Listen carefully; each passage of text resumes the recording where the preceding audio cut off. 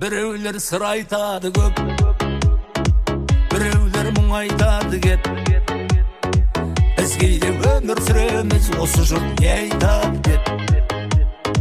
Bauırga senbeymiz keyde, ötünde şın aytadı dep. Bireüler жақсылық жасар, сол жайлы кім aytadı dep. Kim derdi zamandar, senin de bildiği bağan var. Yer basıp tire жүрген soň, ardında söz var, zaman var. Janыңды оңар адам бар, намысқа тиер надан бар. Sen жайлы сөз таратады, sen араласпайтын адамдар. Sen жайлы сөз таратады, sen танымайтын адамдар.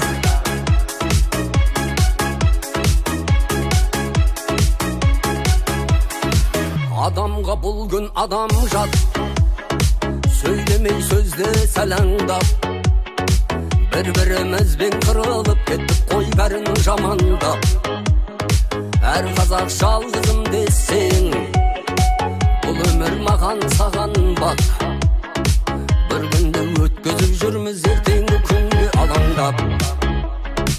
Кімдерді жамандар, сенің де білдей бағаң бар.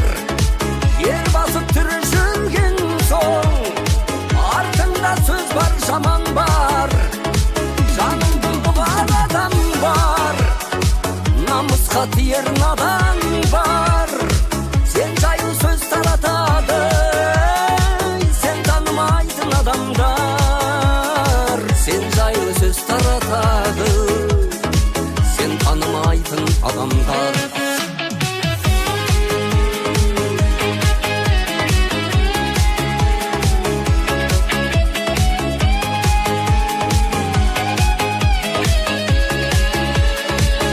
Kimderdi zamandar, senin de bildiği bağan var. Yer basıp tire жүрген soň, ardında söz var, zaman var. Janыңды бұлар адам бар, намысқа тиер надан бар. Sen жайлы сөз таратады, sen танымайтын адамдар. Sen жайлы сөз таратады, sen tanımaytın adamдар. Ағайының көп болса, бірлігі оның бек болса, жамандығы жер кез келсе бір-біріне сеп болса, бүтін тұрған бұзылмай 32 түспен тең дейді көге. Құдай қаласа ағайынның бірлігінің мықтылығы екенін көрсету үшін осы бүкіл жер бетіндегі дегендей Қазақстаны бар, Өзбекстан жер басып жүрген ағайындар ішінде қариямыз біздің Ахмет деген көгем. Енді Ахмет көге ар жағынан таныстырып берейін, ағайындарға білмеуі мүмкін. Батыр қожаның, Патса қожадан қарайтын бұл көкендер Майлы қожа деген бабамыз бар. Майлы қожадан 3 бабамыз тарқайды: Мизам, Тұрсын, Сейдуәлі. Енді осы Өзбекстан жерінде негізінен осы 3 ата Мизам жәкемізден, Тұрсын жәкемізден, одан кейін Сейдуәлі жәкемізден ағайындар өсіп өніп жатыр. Жерленген. Осы жерде жерленген. Майлы қожа жәкем жерленген. Майлы қожа деген жәкеме де айтып кетейін көге.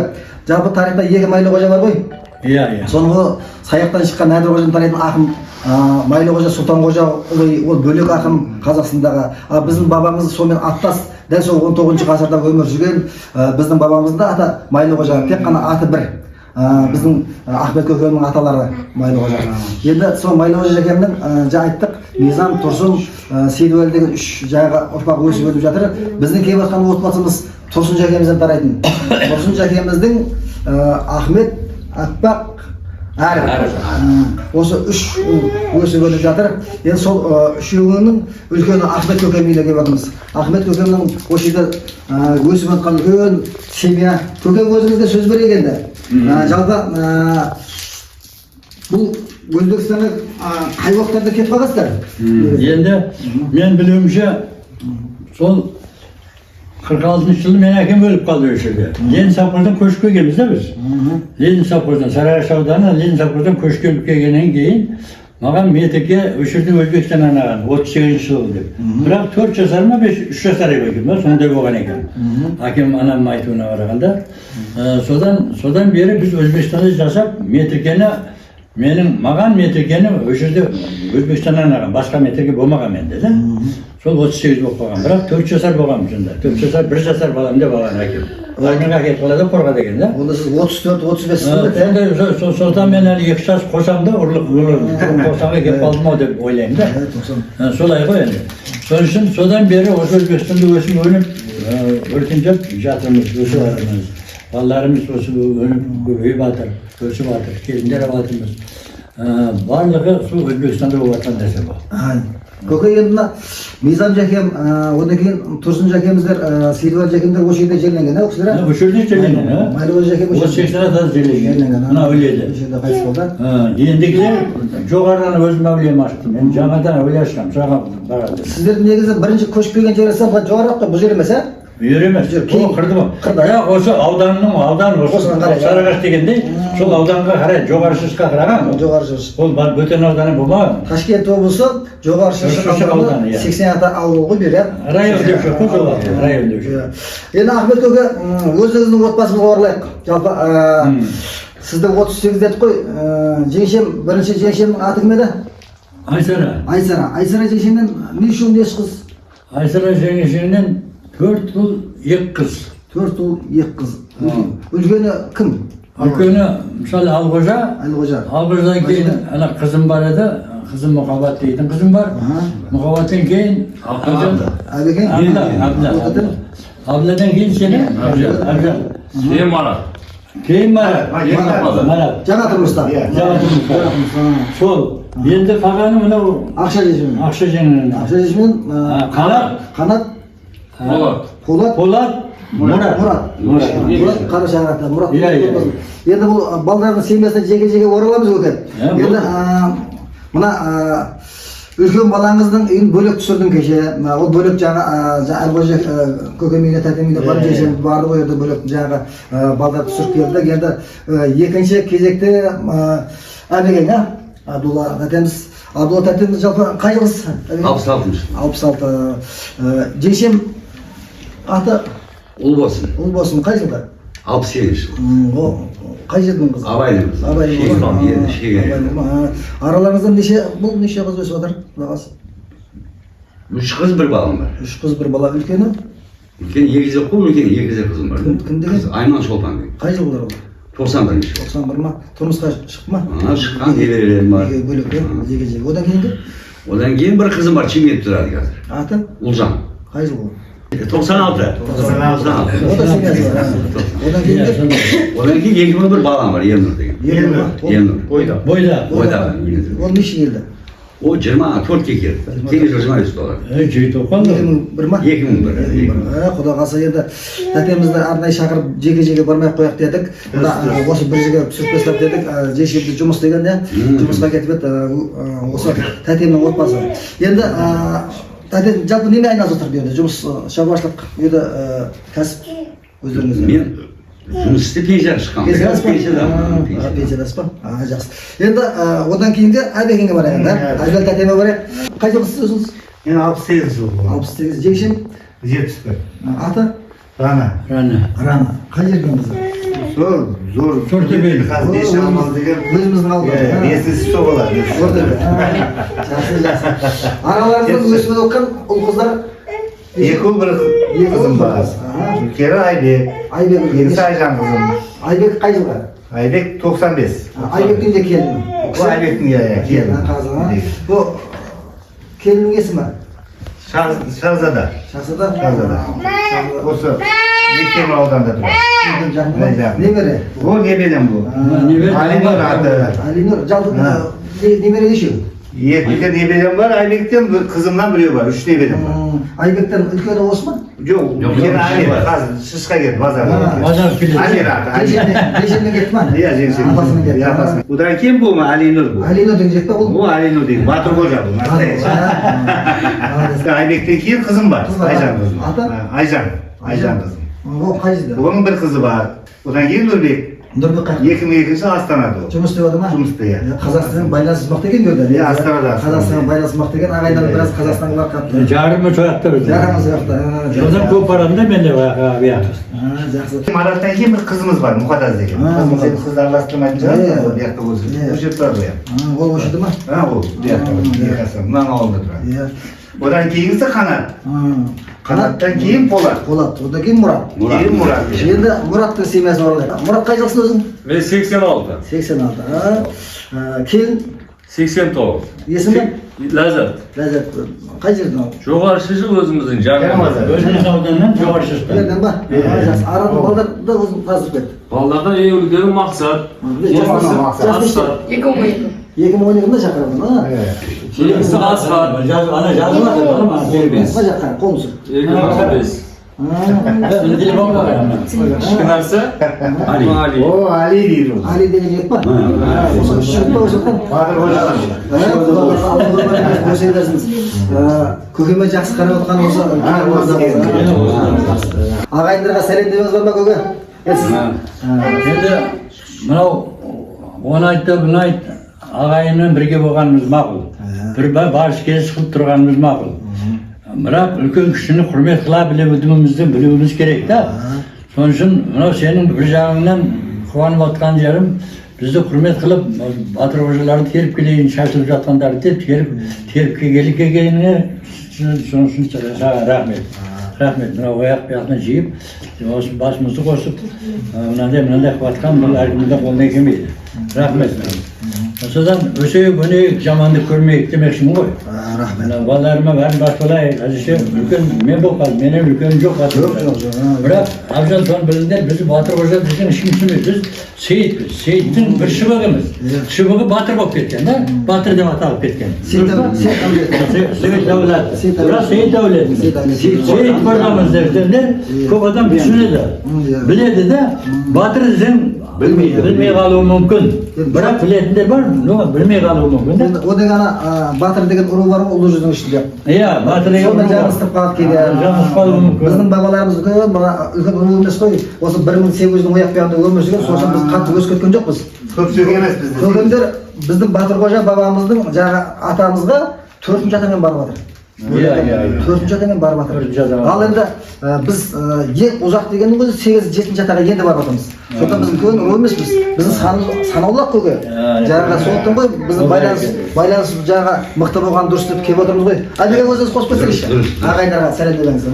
Не дейміз мына келгендеріңіз рахмет. Барыс кезіміз жоғалмасын. Балдарыңыз аман болсын. Осылар үлкен жігіт болып қосылып жүре берейік. Жақсы күндер, жаман күндер бірге болып жүре берейік. Жақсы. Әлбек өзіңіз. Мені Асеке қадем айтқандай сенің мынау келгеніңе рахмет. Мынау той болсын, Қазақстан бауырларымды бәріне сәлемдерін айтамыз. Мынау біздің бәріміз баласымыз жақсы. Мынау келешек ұрпақтарды өсіріп жатыр, батыр қожаларды. Етеді мына Құда қаласа, дендерің сау болсын. Мынау тойларды жасайық. Осыларды рахатын көрейік. Осылардың рахатын көрейік, тойларға шақырамыз Құда қаласа. Құда қаласа. Еріміз сау болсын. Не дейміз ғой, еліміз тыныш болсын, сіз біздігіміз жоғалмасын, келген рахмет. Ағаларымыз сөзіне, әкеміз сөздеріне қосылам. Туған туысқандарымыз барлығы аман болсын. Қай жерде болса ham дендері сау болып, өмірлері ұзақ болсын. Сол. Келін қосасыз ба? Мына келін. Мына немерелердің арасында өнер жоқ па? Жоқ, өнер енді болады, Құда қаласа. Спортсмен. Первый разряд дзюдо. Бұл футболист үлкеніміз, футболист, футболға барады. Бұл енді әрекетте. Енді әрекет. Бұл ақсат беске оқиды.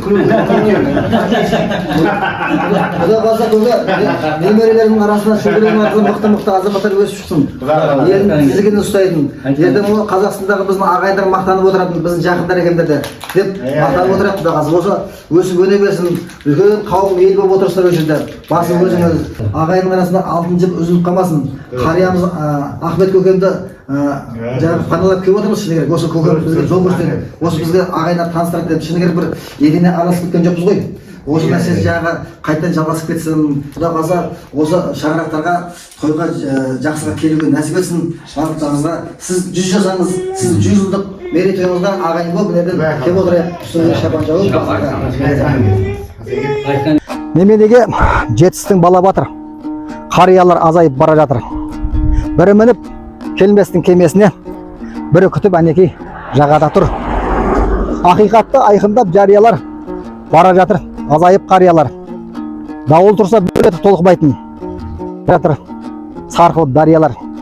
Деп Мұқағали атамыз бекеге жырлаған жоқ.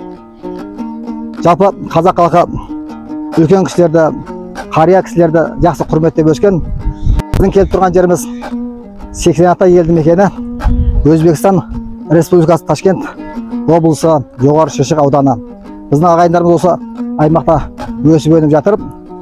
80 ата атауы осы жерде кезінде аузы дуалы, сөзі киелі 80 атты атамыз өмір сүрген екен. Сол кісінің құрметіне бұл елді мекеннің атын 80 ата деп қойған дейді. Анығын бір Алла біледі. Кеңес дәуірі кезінде бұл елді мекеннің аты Карл Маркс дегенде атауға еге болған. Ал біз әңгімемізді осы елді мекендегі ағайындармен жалғастырып боламыз. Ағайындар аман болсын. Ассалаумағалейкум ағайындар.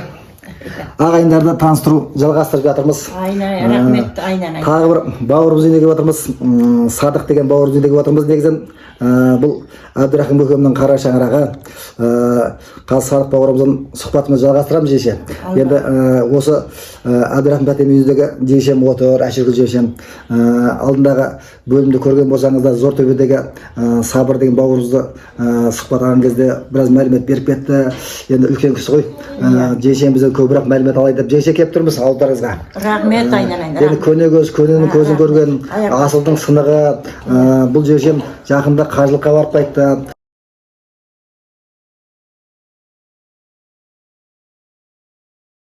Қажылықтарыңыз Алла тағала қабыл етсін, зияраттарыңызды. Жеше еді, Қазақстаннан арнайы келіп тұрмыз. Сіздер көне мизам жәкелеріміздің, Сейдуәлі жәкелеріміздің көзін көргенсіздер. Әңгімені сол жақтан бастайық та. Сол жақтан бастайық.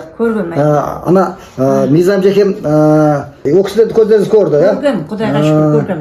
Қызмет қылдыңыздар. Қызмет қылғанымыз қанша Үлкен ата, үлкен енеміз деуші әйтеуір. ол кісілерді. Сөйтіп ауқатқа шақырып, басқа қылып, әжептер құрмет қылар едік. Біз келгеннен кейін барып, ана үйіндегі жаңа Сейітхан деген баласы кейін үйленді ол. Кейін үйленіп, ол сол келінмен жасап сөйтіп жүрді. Карамат жешемен.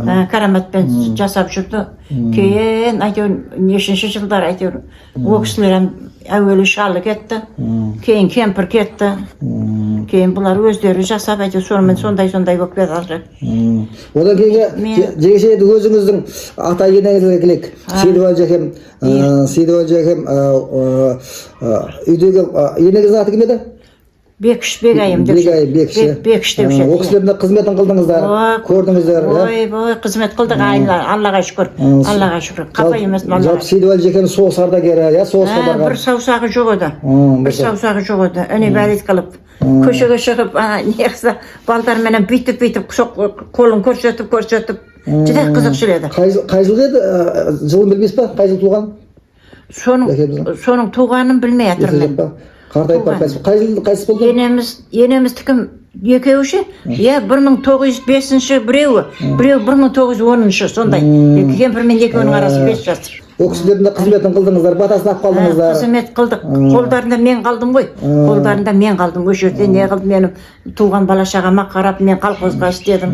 Әйтеуір басқа. Енді жалпы біздің осы жердегі ағайындар Майлықожа бабамыздан 3 ұрпақ, жаңа Мизам, Тұрсын, Сейдуәлі жәкелеріміз келген екен осы жаққа. Тұрсын жәкеміз ертерек өмірді өтіп кеткен екен. Ол кісілер көрмедім мен. 46 жылы Ахмет көкем айтты, оның өріп жатқан ұрпақтарды кеше сөйлестік. Енді өзіңіз жеше төркініңіз қай жер? Шернаев сол қана Барашилов деген. Зортөбе қазіргі аты. Зортөбе Барашилов. Барашиловтың Зергер деген топпыз. Зергер деген ана Тұрсын деген мұғалімді білесіз бе, білмейсіз бе? Соның қарындасы боламын мен. Тұрсын ағайының қарындасы боламын. Зергер топпыз. Сол жердегі Зергердің бәрі біздің ағайындарымыз басқа. Сол жердеміз, Барашиловтемін. Енді өзіміздің көкемізге келейік, Әбдірахым тәтеміз. Жалпы Сейдуәлі жәкеммен Сейдірахым, Әбдірахым, Меруерт, Майрам, Хадиша. 3 қыз. 3 қыз 2 ұл тарайды екен. Осы 3 қыз 2 ұл екен. Жаңағы Сейдірахым жәкеміздің ұрпақтарына жаңағы барамыз құдай қаласа. Енді Әбдірахым көкеміз қай жылғы еді? Көкем? Туылған жылы ма? 39 жылғы. 39 жылғы. Өзіңіз? Өзім 45. 45-сіз ба? 45 жылғы. Көкеме қай жылы келдіңіз бұяққа? Мен 65-ші жылы келдім. 65-те келдіңіз ба? 65-ші жылы bu yerге келдім. Иә. Ана 65-те келсеңіз, бұдан кейін ұрпақтар енді үлкенінен бастап Абдырасыл. Абдырасыл айтамын. Қай жылғы? 66. 66. Одан кейінгі Шарапат деген қызымыз 68. Шарапат. қайтыс болып кетті. Асан үшін 70. Асан ертерек қайтыс болып кетті. Үшінші жақында тәтеміз қайтыс болды. Иә, жақында. Жешем үйіне барамыз жаққа бөлек. 47 жасында. Одан кейінгі Құрбан. Құрбан 72, мен құрдас. Құрбанмен үйіне барамыз, ол білек түсіреміз. Сабыр деген балаңызды алдында көрдіңіздер, Зортөбедегі ағайындар түсірдік. Көрдіңіздер, Сабырда. Ол біздің Қазақстанда біреу екен де, ұрпақтарының ұлдардан. Шарипа, одан кейін? Шарипа ем шо 10 жылдықта. 10 жылдықта сөйді. Одан кейін Шахида. Шахида. Ол Шымкентте. Шымкентте. Ең кенжесі Садық. Ең кенжесі қара шарықта осы анасының алақанына салып, Құда қаласа қарап отыр, жақсы қарап отыр. Рахмет осы балдарыңызға. Жақсылық жасасаң, анаңа жаса, жаныңа медет сұраған. Көрсетпей саған сол жан оңаша, көзінің жасын бұлаған. Жақсылық жасасаң, әкеңе жаса, жасытпай сені өсірген. Кемеңгер сол жан қатеңе қоса, кемшілігімді кешірген дейді жеңеше.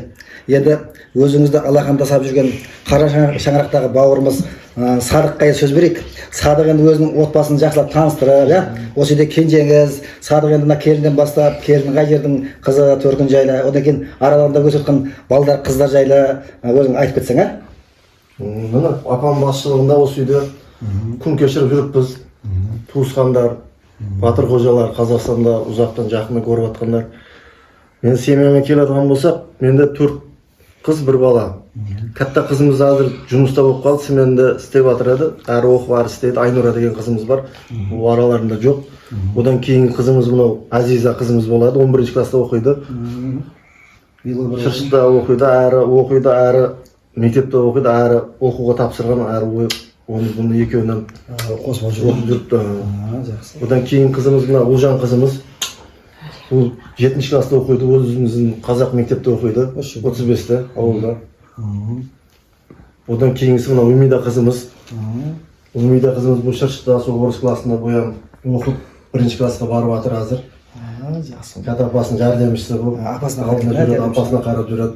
Одан кейін кенжеміз Мұхаммад Али баламыз. Мұхаммад Али. Жақсы, неште? Бұл 5-ке толады, осы февралда 5-ке толады. Жақсы. Келіне төркін жайлы қысқаша айтып кетсіз ба? Төркініңіз өзіңіз. Мен төркінім Қойлықта. Қорасан қожалар. Қорасан қожалар ма? Дадам бізді кішкенелігімізде өтіп кеткен, 7 яшлығымда. Бабам буым болған, оларам өтіп кетті, рахматлы болып. 3 қызымыз. Ең каттасы мен. Менен кейін апам қолыда тұрады. Бізде оғыл жоқ, 3 қыз. Апам сенім білен тұрады. Кейін 3-ші қызымыз Алматыда. Жақсы. Садық өзі жалпы немен айналысың? Не жұмыс бар? Біз өзіміз заводта істейміз ғой, химпромда. Шыршытта химпром заводы бар, катта завод бар, сол жерде 26 жылдан бері сол жерде істейміз. Стажымыз көп. Бұл келіннің сөзіне қарағанда өзбек сөйлеп отқан, өзбек үйленген болып, батыр қожаларды ойланып қалмасын. Бұл өзбекше тілі сондай шыққанда өзі қазақ өзі, әкешілер бәрі қазақсы Өзбекстан болғанға қазақтар өзіміз. Келін әзірше уақытша, үйде уақытша, балдар тәрбиесіне қарайды, соларға қарап үйде. Қыздар балдар өнері жоқ па, өлең айтатын?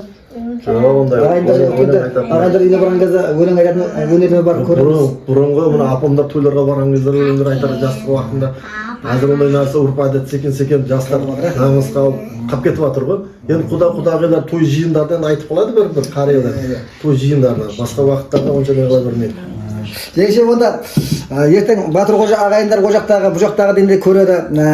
Біздің қариямыз, сіздің үлкен жеңшелеріміз бар екен. Сіз 3-ші. Бізде ең үлкен жеңшеміз Ырыс деген жеңшеміз деген 40-шы жыл екен. Сарыағаш тұрып жатыр. Одан кейінгі жаңағы Маржанкүл деген жеңшеміз неде Шымкентте тұрады. Бадамдағы Аманқожа көкемнің үйінде жеңшеміз. Анау Аманқожа деген біздің жақынымыз бар еді Шымкент жақта. Көрген жерден мен сізді маған таныс ұқсайсыз деп сөйтеді да, көрген жерден. Мен енді баруға келуге шамам жоқ. Аманқожа деген. Ол кісі бар ма әлі?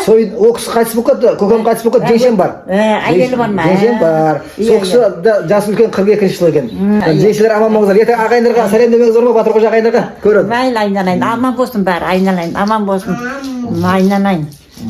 Не деймін ана, ұзақтағы, жақындағы Батырқожа дегендердің бәрінің үйінде жақсылық болсын, дендері сау болсын, бала шағасының рахатын, қызығын көре берсін айналайын. Бұяқтағы Батырқожаларым аман болсын. Садық өзің қосып кетсе ағайындарға ертең сәлем демеңді, ағайындар көреді. Аман болсын бәрі. Ең алдымен Асқар үке сізге рахмет, осынша ағайындардың басын қосып жатқан екенсіз, бірін-бірін танымағандар, көрмегендер осы интернет арқылы, YouTube арқылы, осы видео арқылы көріп, танысып, біз жақтарға келген кезде біздің дастарханымызға әрдайым ашық, есігіміз ашық, үйге кіріп, бізден барған кезде бізден оларды көрсек, бәрін танысып, үйлерін, жайларын YouTube арқылы көріп, танысып алсақ, білсек, кіріп өтеріміз, қарым-қатынасты жақындатайық, үзбейік. Келін қосып кете ма? Ағайындарға қосыласыз ба? Қыздар бар ма қосатын? Жоқ па? Қосыла ма?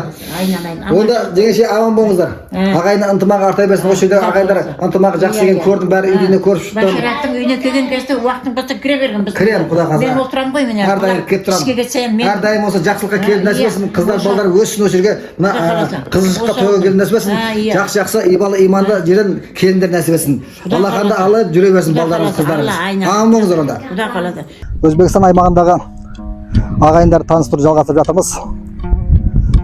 Осы Өзбекстан аумағында, 87 аймағында өмір сүрген біздің бабаларымыздың да осы жерге жерленгендері біраз бабаларымыз бар. Майлықожа бабамыздан бастап мына жердегі Низам бабамыз, Тұрсын жәкеміз, Сейдуәлі жәкеміз, сонымен қатар мына Аппақ көкеміз, Әріп көкеміз, сонымен қатар берде Әлқожа тәтеміз, тағы да басқа біздің ағайын туыстарымыз осы аймаққа жерленген екен. Басына Құран оқып, дұға бағыштап шықтық, жатқан жерлер жайлы болсын. Ол кісілердің жалпы бұл жер біздің ағайындардың алғашқы тұрған жер екен. Ахмет көкемнің айтуы бойынша ағайындар дәл осы аймаққа көшпеген екен бірінші кезде. Мына тас жаққа көшпеген екен. Кейін қоныстарын ауыстырып, сәл төмеге қарай түсті 87 аймағында. Мына қазір тұрған жеріміз мына Шатқалға баратын жолда. Оң жағымызда Шыршық қаласы, сол жағымызда Ташкент қаласы көріп тұрсыздар. Көрінісі өте әдемі, көркем, табиғаты өте әсем жер екен. Ал біз әңгімемізді тағы бір ағайындар үйінен жалғастыратын боламыз. Ассалаумағалейкум ағайындар. Ағайындармен таныстыру жалғастырып жатырмыз, құда қаласа. Тағы бір келіп отқан отбасымыз, бұл жердегі бауырымыз Мадияр деген бауырымыздың отбасы. Негізінен Мадиярды ар жағынан таныстыратын болсам, Әріп көкемнің баласы. Әріп көкемнің баласы. Әріп көкем Тұрсын жәкемнің баласы еді. Сонда Тұрсыновтар Тұрсыновтар отбасына келіп тұрмыз. Жалпы Әріп көкемнің кенже баласы Мадияр бауырымыз үйіне келіп тұрмыз. Ол жерде жеңшем бар еді. Құда қаласа қазір жеңшеммен танысамыз. Осы жердегі Мадияр бауырымның отбасымен жақсылап танысу үшін әрдайым келіп тұрмыз. Жеңше, сөзді өзіңізден бастайық. Өзіңізден бастайық. Жалпы Әріп көкеммен қай жылы бас қосасыз? 69 жылы августтың. 69, Августтың 27. Жалпы жеңшемнің аты Артығай. Жеңшем, төркініңіз? Төркінім жаңа тұрмыс мен. Жаңа тұрмыс. Ана алдындағы жаңа тұрмыс деген ағайындарды түсірген кезде естеріңіз айтып кеттік. Жаңа тұрмыстағы Қали төбе деген төбені айттық. Сол жердегі Қали көкеміз жиен едік. Жиен болады бізге Батырқожаға. Сол Қали көкеміздің үйдегі әйгеміз, әр әйге десе болады. Біздің жиеннен туған жиен шығар. Өзіңіз қай жылғысыз? 20 жылғымын. Көкем қай жыл еді? 44. 44 па? Енді мына бауырға келгенде араларыңыздан жаңағы Әріп көкемнен 4 ұл 4 қыз. Алдында мен ана Зортөбедегі Ықтияр бауырымызды түсірген кезде отырып біраз айтып кеттік. Тағы да бір еске түсірейік. Үлкеннен бастап, Әріп көкемнен, жеңшемнен, үлкен ұлдан, қыздан бастап Данияр кетем ғой үлкен, өзіңе сөз берейін. Әріптен 4 ұл 4 қыз тарағанбыз. Енді сол 8-ді айтып шығайын, 8-ді. Ең кәттамыз Данияр ағамыз 70-ші жылғы.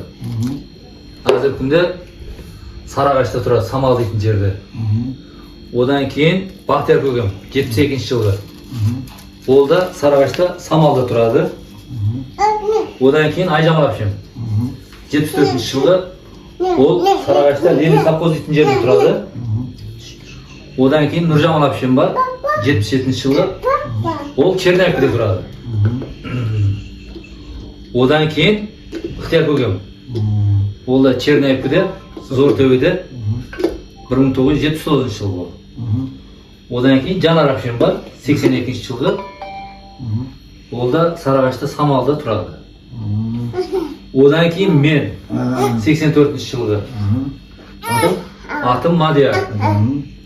Одан кейін бір қарындасым бар, Гүлжамал дейтін, Чимкентте Абай дейтін көмеде тұрады. Енді жалпы осы 4 ұл, 4 қыз, әр көкеден 4 ұл, 4 қызына келсем құдай қаласа отыр. Енді өзінің отбасына келген, өзінің келіннен бастап, келін өзі айтып кетер ма Төркін жайлы? Жоқ, өзім айтасың. Өзі кетер ма? Есімі? Төркін айтпаймын өзім. Мына әйелім, аты Наргиза, 86 жылғы. Одан кейін мынау қатты балам, 2009 Мұхтар аты. Одан кейін Мұхаммадәлі 2011. Одан кейін мына қызым, 3-ші қызым, ұлым, аты Нүрия 2014. Мына аты Нүрия. Мына кішкене кенжеміз 2024. Аты Мұхаммадин. Мына осы біздің отбасымыз. Не кішкентай, бұл нешке келді бұл? Бұл бір жарым жасар қазір. Жалпы енді өзің не тірлік болады өзіңде қазір? Қазір Өзбекстанда мен мына Шыршыта Аққуақ дейтін жерде трансформаторный фирмада істеймін. Завод десем болады. Бұл фирма ол. Сол фирмада істеймін. Мына әйеліме келсек, бұл оқытушы. Мұғалім ба? Мұғалім, мектепте істейді. Неден береді сабақ? Сабақты Өзбекстанда енді өзбек тіл әдебиеттен береді бұл ем. Бұл бізде қазақ тіліне әдебиет, қазақ тілі деген бұл өзбек тілі әдебиеттен береді сабақ. Келін өзі Төркін жайлы қысқаша айтып кетсін бе? Өзі айтса. Өзінің жұмысын жайлы, Төркін жайлы қысқаша. Ассалаумағалейкум, қош келіпсіздер біздің отбасымызға. Мен атым Наргиза, мен Қырсада қожамын өзім, Төркін Қожагөрсенде, Қойлық жақта Қожагөрсен деген жерде өзім Жахангир дан тараған Жахангир ол болсын, апам рахметті болып кеткен, тәтем Жахангир Қызылордадан көшіп келген, Қазақстан Қызылорда деген жерде көшіп келген, ол жақта қазір сөлде тұрады, Қойлық жақта. Сол өзім мұғалімін Өзбекстанда, қазақ мектептерде өзбек тілден сабақ беремін.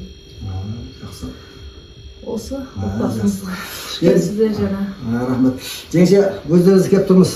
Құдай қаласа бекер айтпайды ғой. Ағайын жат болғанда алыс болса, жатта жақын болады, таныс болса дейді. Енді ағайынның біраздан бері араласпай кеттік, шын жасыратын ештеңе жоқ. Бос шақтағы ағайындармен біраз байланыс үзіліп қалды. Осы байланысты жалғайып та келіп тұрмыз. Жастар бірмен жақсы араласып ниетпен құдай қаласа. Ағайынға айтатын тілегіңіз бар ма? Ертең құдай қаласа ағайындар көреді аяқтары. Ағайындарымыз аман болсын, халқымыз аман болсын, солар қатарында ағайындарымыз аман болсын, өсіп өне берсін. Келсін үйімізге той томалақта араласып тұрайық, не деймін мен басқа. Құдайым мәйлі. Сендері сау болсын. Жақсы, өзің байтып, қош ағайынға. Ағайындыға не деймін, бәріміз қосылып тұрайық, той томалақ басқа шығарғанда келейік. Не деймін, бәріне сәттілік тілейміз, денсаулығы мықты болсын. Үсті ойнап күліп бәріміз үсті бір-бірімізді қыдырайық. Бұл жақсы нәрсе негізі. Арада анша үзіліс болған, бұдан кейін жалғастырып үстіп бәріміз бір-бірімізді көріп құрсан болып жүрелік. Апа барайын деп жатыр деп Ықтияр қашан келмекші екен? Білмеймін ғой апа, танымай жүрмеңіз деп. Мен мамам барайын деп жатыр. Рахмет сіздерге де осынша мәліметтер білдік. Сіздер алға балдарымызның жеті атасын біліп жатыр. Бәріге рахмет сіздерге де. Сонша жолдан жол басып, біздің отбасымызға келгендеріңізге мың шүкір. Рахмет айтамын. Жақсы.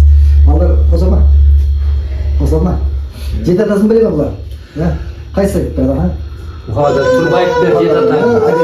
Үлкеннен әкемнен бастап. Madiyar, Arif, Tursun, Melxo'ja, Patsaqo'ja, Batirxo'ja ketdi. Ketdi Qo'ja. Qadasым дегені. Өзім үйлensem не болады? Мұхаммад әлі қожа болады да. Құдай қаласа. Мына қыз ше, өлең айтпай ма? Ондай жоқ па? Жалпы Ойнап береді лекін. ойнап тұра ма? Құдай қаласа. Жалпы біздің озет, жеңше. Құдай қалса енді осы үйге жақсылыққа тойылып нәсіп етсін. Мына балдар үйленсін, жақсы иманды, инабатты келіндер берсін осы үйге. Құдай қаласа осы үйде ағайын болып бәріміз қызмет қылуын нәсіп етсін. Аман болыңыздар онда. Біздің келіп тұрған жеріміз Ташкент қаласының көне бөлігі Ескі жоба аталатын аймақ. Біздің бабаларымыз Ташкент аймағында 15-16 ғасырлардан мекен еткендігі айтылады. Анығын бір Алла білуші. 17-18 ғасырларда өмір сүрген Қыдырқожа бабамыз Ташкентті жоңғарлардан қорғауда ерекше әулиелік қасиеттерін көрсеткен екен. Бұл бір қызық әрі ұзақтау әңгіме. Қызығатын ағайын болса, айтып беруге дайынбыз, хабарлассаңыз. Ташкенттің ұлығы бабамыздың ерлік ісіне риза болып, қалаға кіретін 12 қақпаның бірі Шағатай дарбазасына басшылыққа қойып, осы аймақтан жер берген екен. Қыдырқожа бабамыз шариғат пен мұсылмандық әдет ғұрып құқығын жетік меңгерген әулие адам болған екен. Бірнеше ұру бабамызды өздеріне пір тұтқан. Бұл жайлы қызықты әңгімелер өте көп. Хабарлассаңыз айтып беруге дайынбыз. Бабамыздың зираты осы маңда орналасқан.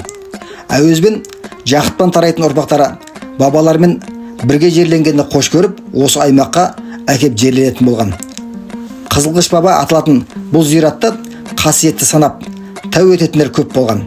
Өткен ғасырда Ташкент қаласының аумағы өсе бастағанда зираттың бұзылуынан қауіптенген ұрпақтары бабамыздың сүйегін, сонымен қоса Сағанадағы 31 адамды Сарағаштағы ынтымақ елді мекеніндегі 5 сейіт зиратына қайта жерлейді.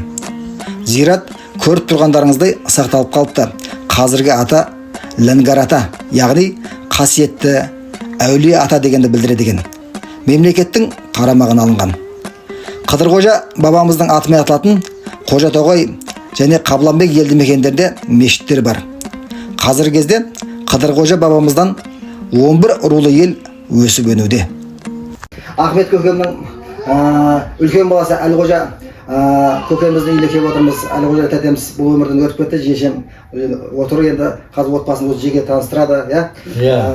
Енді көкем өз бізді алып жүргендерде жаңағы бәрін көрсетіп деген сияқты. Жеңше өзіңіз жаңағы семьяның отбасын, Әлқожа тәтемнің неше бала, неше қыз екенін таныстырып, төркініңіз туралы айтып кетсеңіз, сосын әңгіме бастасақ. Үлкен қызым Сәуле. Есіміңіз өзіңіздің? Өзім атам Гүлдараш. Төркін? Төркінім Қазақстанда. 10 жылдық деген жерде. 10 жылдықтан ба? Мауленовтер, да? Мауленовтер. Фамилия Мауленова. Жамал қызы, әкем аты Жамал еді. Шешем рахметтік, қайтыс болып кеткен ғой. Аты Айнагүл еді. Үш ағам бар. Үлкен ағам Абдуәлі, одан кейін Байдуәлі, одан кейін Бердуәлі, кейін мен Гүлдараш. Гүлдараш. Тәтем өзі қай жылғы еді? 62 жылғы еді кейін, рахмет. Өзіңізді 64. 64 Bu kendilerinin ülkeni bu.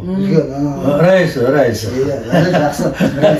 Енді жеше отбасыңызбен өз таныстырып балдардан... Buna uydu vergen başlarına. Осы үйді ма? Осы үйді әдемі үйді сатыр geldi. Жақсы, әдемі. Үлкені қыз беді?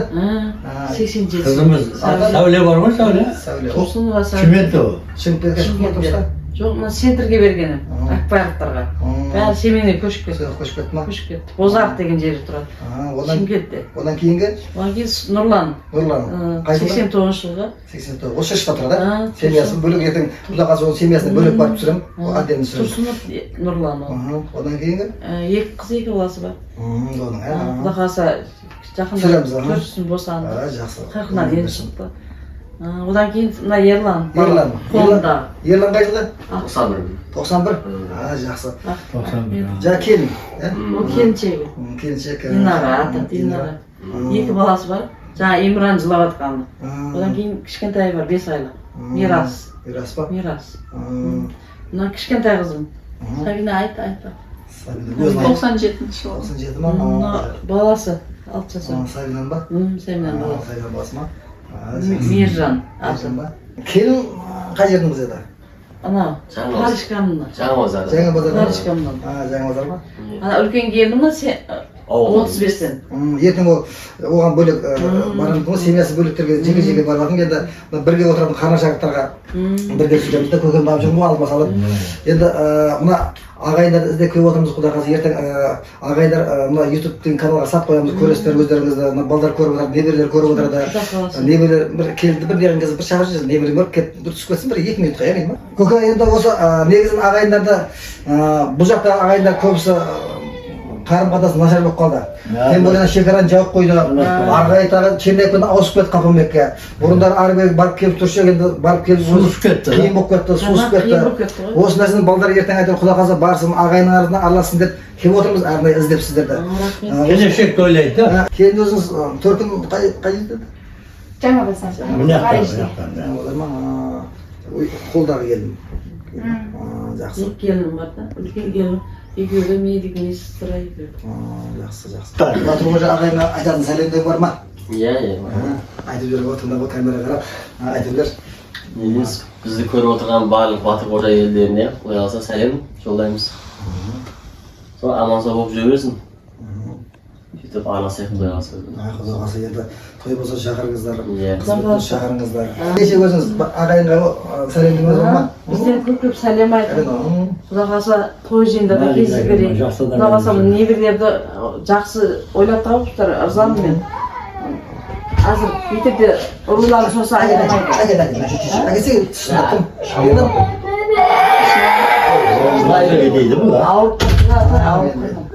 Мына ютубтан мәңгіге қалады ғой, сол бәрі бір-бірін жас кезінде көрсін. Анау мектепте балдар ұрылы сөзі білмейді екен ғой, сол разам ырзамын мен, бұған мен қосыламын. Өте жақсы. Келін жоқ па қосатын? Жоқ. Онда ағайындар аман болсын. Құдай қаласа осы ағайынның ынтымағы арта берсін. Осы жаққа біз жақсылап осы жаққа байланысты үзіп қоймайық.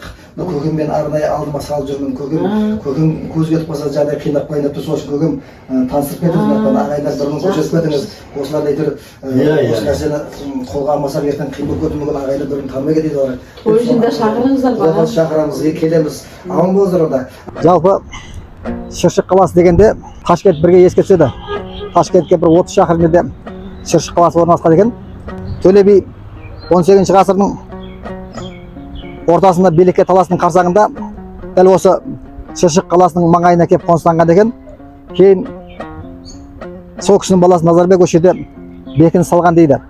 1865 жылы генерал Черняевтің отряды Ташкентті басып алған кезде осы Назарбек бекінісін қиратқан деген хабар бізге жеткен.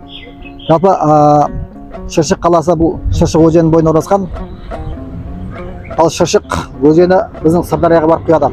Дәл осы аймақта біздің ағайындар өсіп өніп жатыр. Енді өздеріңіз сол ағайындармен таныстыратын боламыз. Ағайындар аман болсын. Тағы бір тәтеміздің де келіп отырмыз. Келіп отқан бауырымыздың тәтеміздің аты Әбдірасыл. Әбдірасыл тәтем жалпы Әбдірахым көкемнің баласы.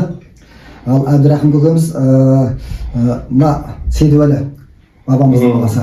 Сейдуәлі берсіз ба? Фамилия? Сейдуәлі. Жалпы алдында жешемді айтып кетті ғой. Ашекүл жешеммен жақсылап Әбдірахым көкемнің неше ұл неше қыз деген тарқатып айтты тәте. Енді жалпы сабыр бауырыңыз Қазақстан деген, өзіңіз Шыршық қаласын дегенсіз, қалғандары сол 80 ата, да? 80 ата. Енді әбеге өздеріңіз келіп тұрмыз, құдай қаласа.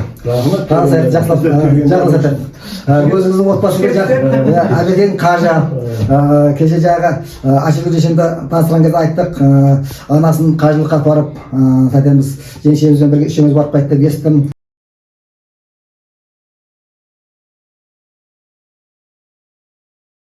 Қажылықтарыңызды Алла Тағала қабыл етсін. Алла Тағала алдарыңыздан шығарсын, үлкен жаңағы жақсылықтарыңызды, игі істеріңізді. Әбеге жалпы өзіңізге қай жылғысыз, отбасыңызбен таныстар, жешейінен баста балдарды, қыздарды атап өтсеңіз,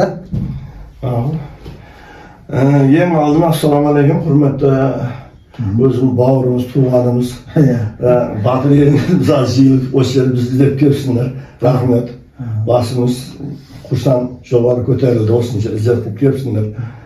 Алда мысалы, енді біз өзіміз 86-да туылып өскенбіз. Жаңағы жер. Кейін үйленіп, арадан бір жыл өткеннен кейін жаңағы еншіміз алып шыққанбыз, өзіміз айыптеннен. Сол мына алдымызда енді жұбайымыз, жаңағы жеңгелерің, бір ауылда өскенбіз. 70-ші жылы. Аты Гүлзада. Жақсы. Кейін жаңа үлкен қызымыз немеде зор төбеге түскен. Ең үлкен, ең үлкен қызы Нарвиза деген қызымыз бар, ол жаққа түскен. Жаңағы Қарабауықтарға түскен. Қарабауықтарға. Кейін екінші қызымна Қазақстанда. Өзіміз Ленин совхозда. Үрлай екенін келдіңіз. Үрлай әшенің баласını ұзатқанбыз. Кейін бір ұл, екі қыздан кейін бір ұлымыз бар, Нұрқожа. Бұл жаңағы өзіміздің 97 жылғы жаңа баламыз. Бірақ келін аты Камила. Камила ма? Өзіміз Өзбекстанның Газлокенттен ағамыз құда қаласы. Осы үйде құда қаласы біз өмір сүріп келіп жатырмыз. Bir Özbekistan'da bir şayhat olup bir kursan болып жүрген bir семьялардан біреуіміз де ойлаймыз енді өзімізше. Бақытты семьялардың біреуіміз. Әдемі ғой. Құда қаласы дастархан кең, үйіміз жарық, жерде отырып. Әдемі. Жешемден де өзіңіз төркін жайлы қысқаша айтып берсін де өзіңіз жайлы. Біз Сетқожаданбыз. Сол мен 86-да туылғанмын. 1989 жылы Басеевіміз операция қожайыным ғой, енді соған тұрмысқа шыққанмын. Аллаға шүкір, жаман болмадық. 3 перзенттің ата-анасымыз, жаңағы айтып өткендей үлкен қызым Қарабаулықта, жаңағы күйеу баламыз Елдар ояқта, Наргиза қызым русский литературадан сабақ береді сол жерде, сол жердегі мектепте. Кішкене қызым жаңа Үрлай Әйкеде, өзіміздің әйкеміз, әрі құдағиым Аман докторға түскен. О қызым доктор болып істеп жатыр сол жерде, больницада. Екеуінде 4 перзенттен бар, Аллаға шүкір, 8 немереміз бар. Ұлымыз Нұрқожа, Архамдуллах, жақында үйлендірдік. Балам Ташкент университетте істейді. Аллахым осылардың өмірін берсін. Келінім Камила, 5-ші курста құда қаласа доктор болады. Аллахым осыларға етектеріне беріп, солардың қызығын көре берейік. Әуелен бар сіздерге рахмет, бізді іздеп келгендеріңіз. Осында ағайындарымыз бар екен, не дейміз, бірліктеріңіз кетпесін, барлығымыз сіз біздесі, құда қаласа ойнап күліп жүре берейік. 2026 жыл кіріп келді ғой, осы 6 жылында бәріміз құда қаласа Батырқожа еліне барып, қызметімізді қылайық, құда қаласа. Жақсылық болсын, құш кепсіздер бәрлеріңіз. Дастархандарымыз әрдайым жақсылыққа жайылсын, тойларда ойнап күліп бірлігіп жүре берейік. Нұрқожа бауырым баянда арғай сөз берейік. Нұрқожа бауырым жалпы немен айналысасыңдар, жұмыс не болады, келін жағы оқиды деді, соған өзің тоқталып кетсең. Әуелен бар, ассалаумағалейкум, құрметті Батырқожа еліне. Сізге әрине үлкен рахмет. Бүгін міне көп мәліметке ие болдық. Өте маған жаққан сол Google-дағы платформа, қазір жастар бәріміз қолымыз Android смартфон болған үшін, сондан көріп біліп барамыз. Біз үшін кәтті сабақ болды. Енді ешқандай бақаналар өтпейді, әрден көріп, біліп, күзетіп барамыз.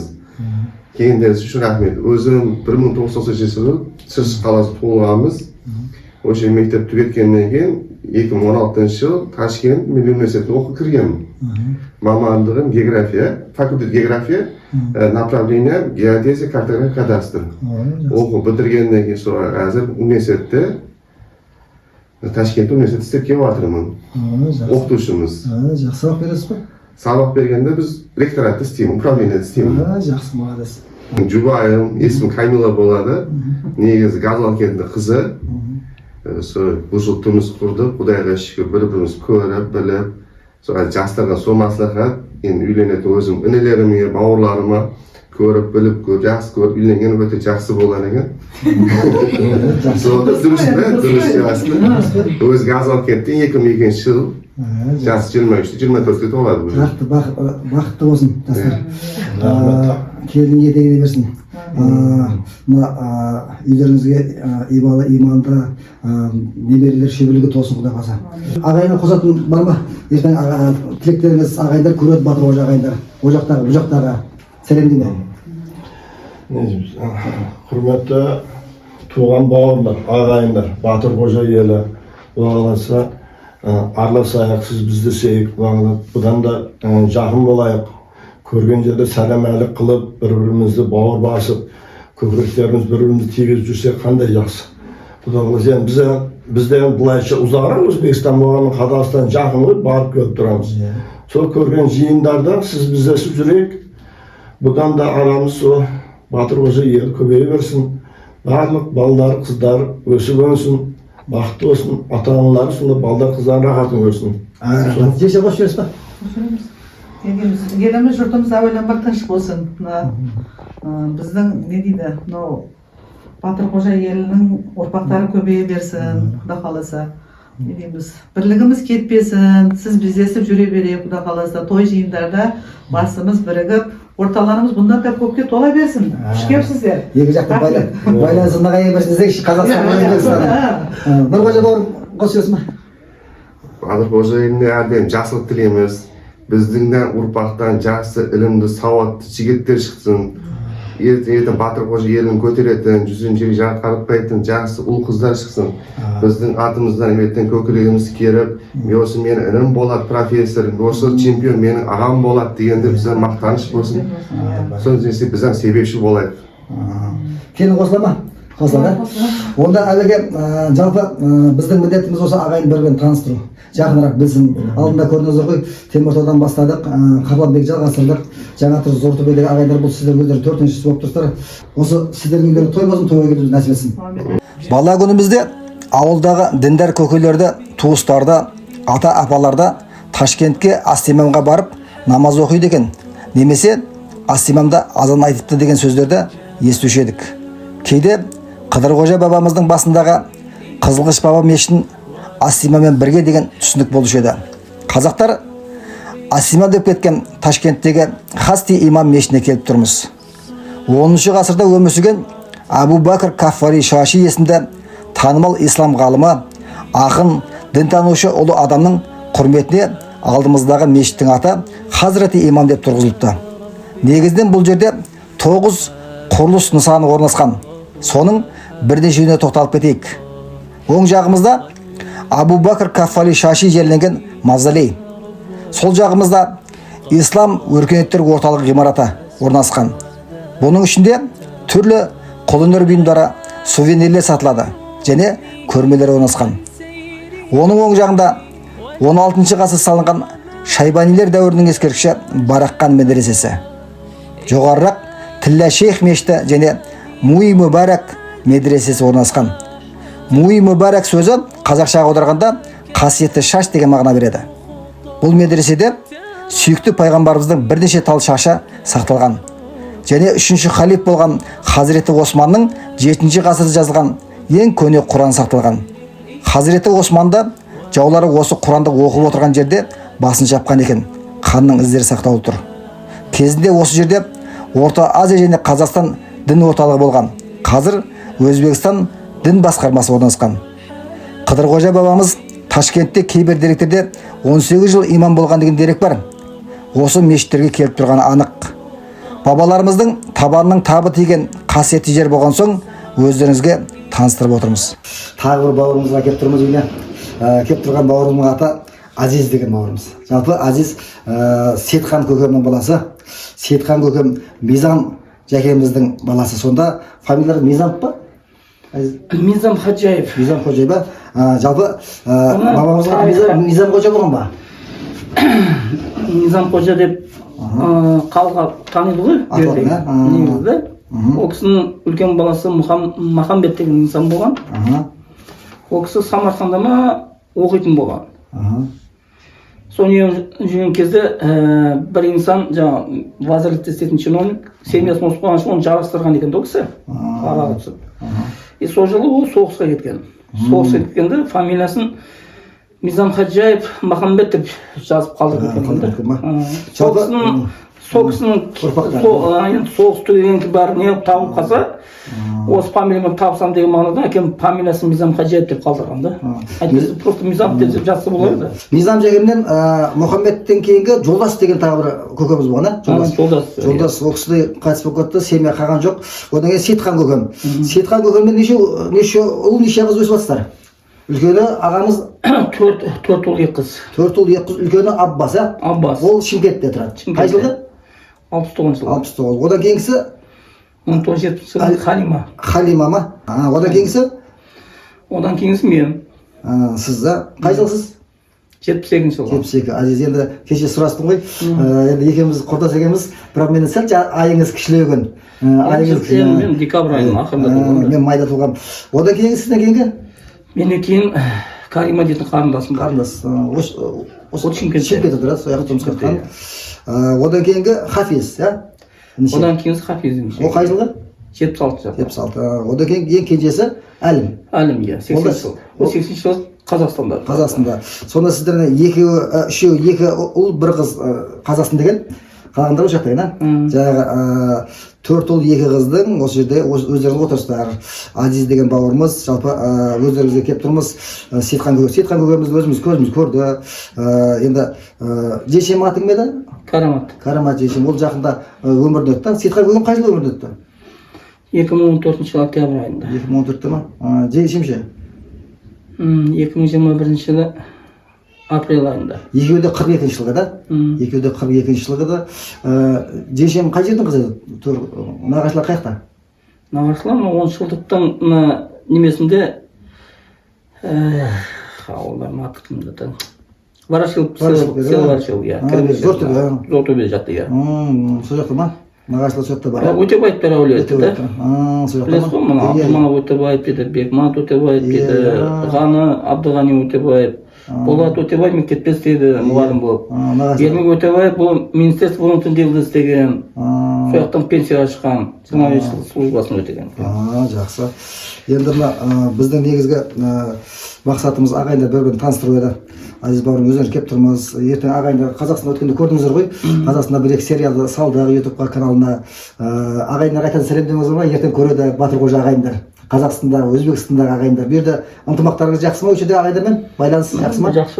Көрдім кеше ынтымақтарыңыз бар екен, жақсы. Бір-біріңізге барып тұрасыз екенсіздер, келіп тұрады екенсіздер. Ағайындарға не айтасыз? Ағайындар не сәлемдеріңіз бар Батырқожаларға?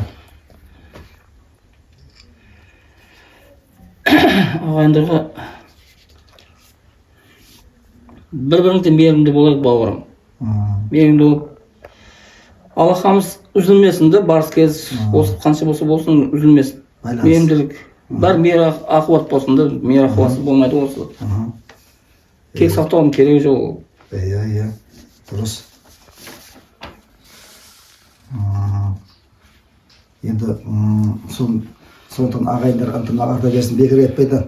Үйірінен айырылған айғыр ат болады, көңілді қалдырған ағайын жат болады дейді. Біріміздің көңіліміз қалмасын, ағайындың ынтымағы мықты болсын, Құдай қаласа барыс келіс қылайық, ол жаққа барыңыздар, біз ол жаққа келіп тұрайық, әрдайым осы бірімізді іздеп тұрайық, біріміздің жаңағы ағайын екенімізді біліп жүрейік. Аман болыңыздар онда. Жақсылықта көрген нәсіп етсін. Ассалаумағалейкум ағайындар. Тамыры бір, тағдыры ортақ бауырларымызды өздеріңізбен таныстырып жалғастырып жатырмыз. Келіп тұрған жерімізде осы Бостандық ауданы. Ал біздің ағайындар дәл осы жерде Бостандық ауданына жақын жерде өмір сүріп жатқан жағдайы бар. Ағайындарды таныстыруды жалғастырамыз. Ағайындарымыз аман болсын.